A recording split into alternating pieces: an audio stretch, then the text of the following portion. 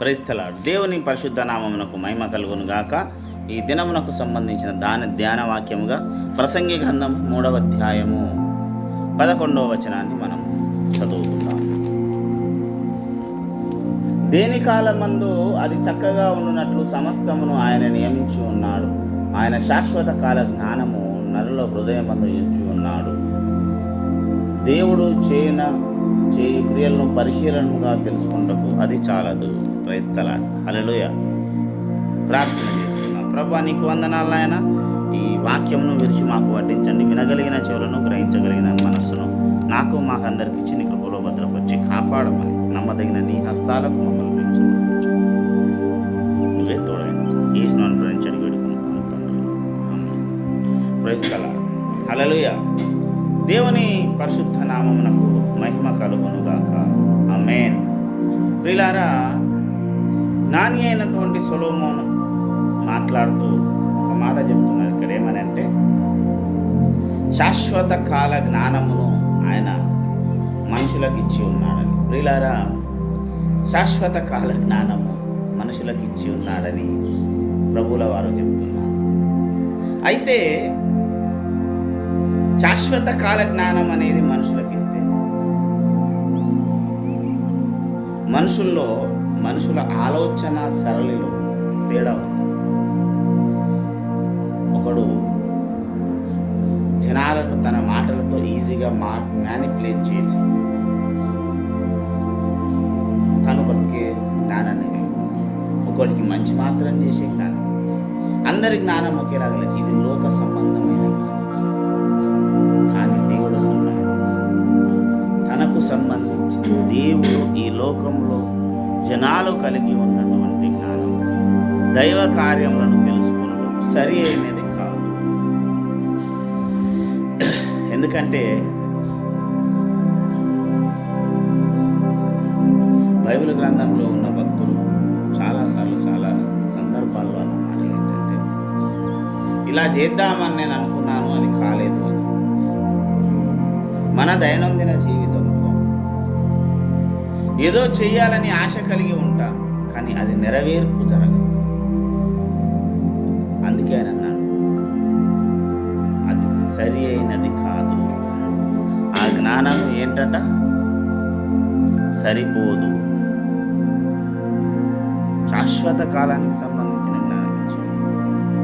నువ్వు దేవుని ఎడల, దేవుని కార్యాల ఎడల నీ ఆలోచన ఏమై ఉన్నది? ప్రియులారా, దేవుడు మనకు జ్ఞానం ఇచ్చాడు, మనకు ఒక జీవితం ఇచ్చాడు. ఈ ఒకటే మాట మాట్లాడుతున్నాం. మన జీవితం మన జ్ఞానం.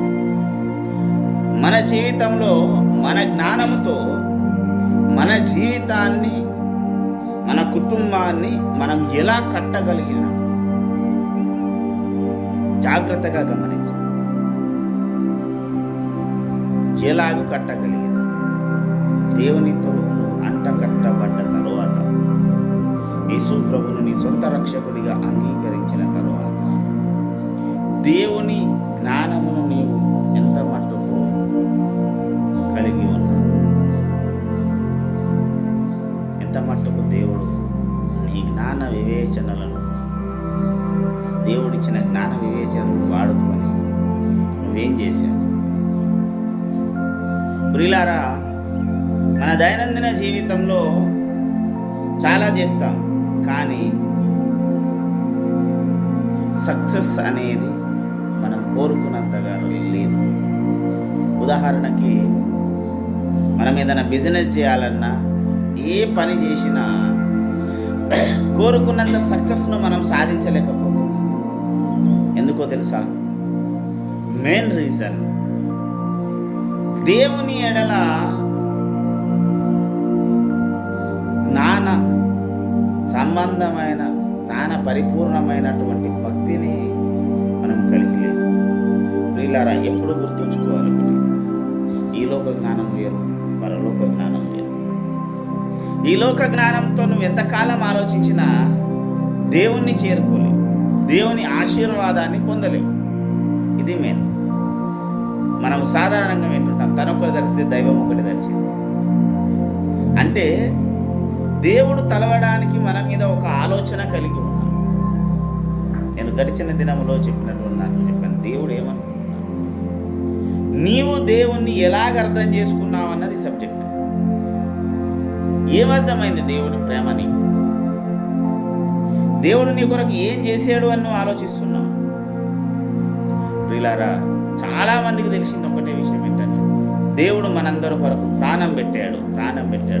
అవునండి, నీ కొరకు, ఒక క్రైస్తవుని కొరకే కాదు, ఈ మండలంలో ఉన్న, భూగ్రహం మీద ఉన్న, యావత్ ఈ విశ్వంలో ఉన్న ప్రతి ఒక్కరి కొరకు దేవుడు తన ప్రాణాన్ని పెట్టాడు. ఈ భూలోకంలో ఉన్న ప్రతి ఒక్కరి కొరకు దేవుడు తన ప్రాణాన్ని పెట్టాడు. ఈ మన కొరకు మాత్రమే కాదు, ప్రతి భూమి మీద మొదటి మానవుని మొదలుకొని ప్రియులారా, ఆ ప్రాణము పెట్టినప్పుడు పెట్టాడని చెప్తున్నాం, అదొక్కటే సరిపోయిందా? నీకు రక్షణ వచ్చింది అంతే కావచ్చు, కానీ నీ కుటుంబం నీవు అన్ని రకాలుగా ఆశీర్వదించబడాలని దేవుడు కోరుతున్నాడు. మీరు ఏ విషయంలో కొదువ లేని వారిగా ఉండాలి అంటున్నాడు దేవుడు. మీరు సకల విషయంలో సమృద్ధి గల వారై ఉండవలెనని అని అంటాడు.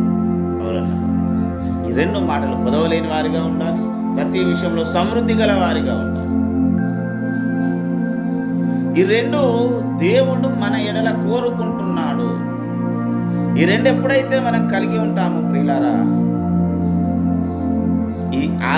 అది కలిగి ఉండే స్థితి ఉంటుందో దేవుడితో మనం ఉన్నది.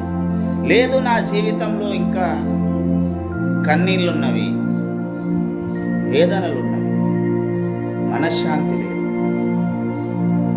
అనే స్థాయిలో మనం ఉంటే, ఇంకా దేవుని జ్ఞానమును నీవు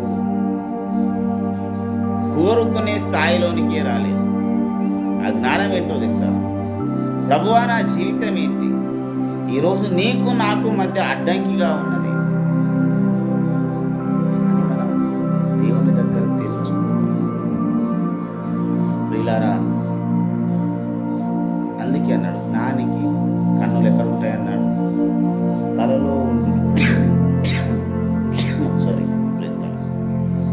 జ్ఞానికి కన్నులు ఎక్కడ ఉంటాయని చెప్పింది బైబిల్ కన్నా, తలలో. అంటే నీ ఆలోచన విధానం, నీ అన్వయం. ఒకటే విషయం ప్రియులారా, నీ జీవితం సరి అయిన నడవడిగా కొనసాగాలి అంటే దేవుని జ్ఞాన వివేచనలను నీవు తెలుసుకోవాలని కన్నా, మీలో ఎవరికైనా తెలివి జ్ఞానం కొదువగా ఉన్న ఏదైనా వాడు నన్ను అడగవాలి. ఎందుకు? మనకు జ్ఞానం లేదా, బతకట్లేదా? కానీ అది కాదు. నీ జీవిత ప్రణాళికలో నీ జీవితం ఎక్కడికి వెళ్తుందో నువ్వు తెలుసుకోవాలి అంటే దేవుడి జ్ఞానము, నీ జ్ఞానముతో ఏకీభవించి చూసుకోవాలి. ఈరోజు నా జీవితంలో ఏం జరుగుతుంది? నేను జ్ఞానం, ఇంత తెలివివంతుణ్ణి, ఇందరిని సమాధానము చెప్పి నా మాటలతో ఒప్పించగలిగిన వాడిని ఎందుకు ఇలా అవుతుంది అనుకున్నప్పుడు ఒకటే రీజన్, దేవుని చిత్తం ఏంటో నీవు ఎరగకపోతే ఏమీ చేయలేవు, ఏమీ జరగదు నీ లైఫ్లో. ప్రియులారా, దేవుని చిత్తము అనే కాన్సెప్ట్ ఒకటి ఉంది, అది మనం చాలా మర్చిపోయాం. ఎందుకంటే ప్రార్థన చేస్తున్నాం, గుడికి పోతున్నాం, దేవుడు చెప్పినవి అన్నీ చేస్తున్నాం అని అనుకుంటున్నాం. కానీ దీంట్లో మనం చేసేది ఒకటి ఏంటంటే, కొంత మట్టుకు కొంతమంది ప్రార్థన, కొంతమంది వాక్యదానం కలిగి ఉన్నారు, కొంతమంది సంఘం సహవాసమునకు రెగ్యులర్గా పోయేవారు. కానీ దేవుని చిత్తం ఏమై ఉన్నది అని, ఆ దేవుడిచ్చిన జ్ఞానము ఏమయ్యింది, ఆ జ్ఞానము లేకనే నేను ఇలాగ తయారయ్యానని ఆలోచించేవాళ్ళు. ఇక్కడ క్రిందటి దినమున చెప్పినప్పుడు వినగలిగిన చెవులను మనం కోల్పోయాము. ఎప్పుడైతే అది కోల్పోయామో, ఆలోచించగలిగిన దేవుని చిత్తం ఏమిటి మన ఎడలని ఆలోచించగలిగినటువంటి తత్వం కూడా వెళ్ళిపోయింది. ఎందుకంటే దేవుని చిత్తం ఏమిటి అని నువ్వు ఆలోచించి పరిశోధించి తెలుసుకోవాలి. వాక్యం అనేది బహు లోతుగా దూరంగా, ఆ సత్యము